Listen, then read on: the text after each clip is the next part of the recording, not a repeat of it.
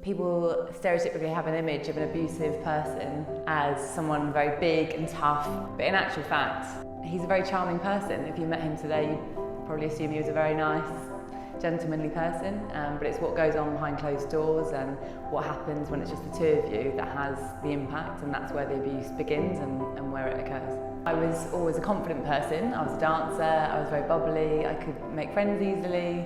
Many people have said to me in recent years, you don't seem the type to fall into an abusive relationship.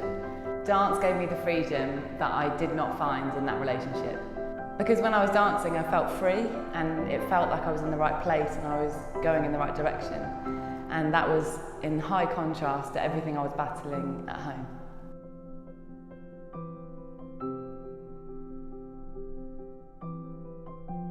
I think the most powerful thing that I've discovered throughout my own journey personally and from developing and evolving Living Liberty is the power of self-esteem and the value of it.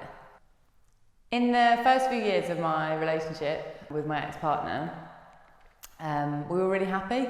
We spent a lot of time together. He felt like someone that was my best friend. It moved very, very quickly.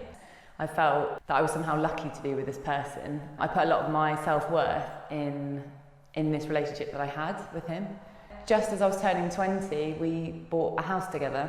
But the night that we moved into the house, we had our first conversation of many where I was told that this is where things were going to change. And this was where we had to grow up now, and that's really where it all began to go wrong.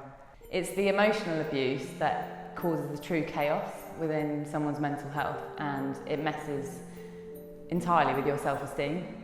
So for me, dance nurtured a lot of what was hurting within me. I suffered a lot in that relationship. I was with him for almost 8 years. Dance gave me the freedom that I did not find in that relationship. And it felt like I was in the right place and I was going in the right direction. And that was in high contrast to everything I was battling at home. I started writing the blog in 2012 when I was on my very first dance contract. So I'd just begun my career as a professional dancer.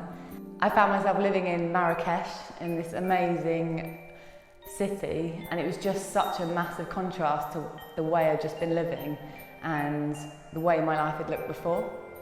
And I was at the very beginning of my journey of healing from trauma and realising that freedom was a possibility. It was like a whole new concept to me that freedom was something that I could access and actually to even understand what it meant in my life. So I started a blog page purely really just to document and to record my process, and with a sort of seedling idea that I'd love to share articles about the possibilities of freedom beyond abuse for other people who might have been going through a similar situation. And that's kind of where it all began. Living Liberty is all about a positive approach to relationships. So the ultimate purpose of it and the motivation behind it is to prevent future relationship violence. But I approach the concept and the purpose from the point of view of positivity. It's learning the skills that we all need to build healthier relationships and to be able to identify situations that aren't good for us. The most important thing that I hope to share in all of my work, whether it's blog articles or relationship education workshops or videos like this one, is that we all deserve healthy, happy relationships. We all deserve that, no matter who you are, how you live, how you choose to go about your day. You deserve to be cared for and to have healthy, happy love.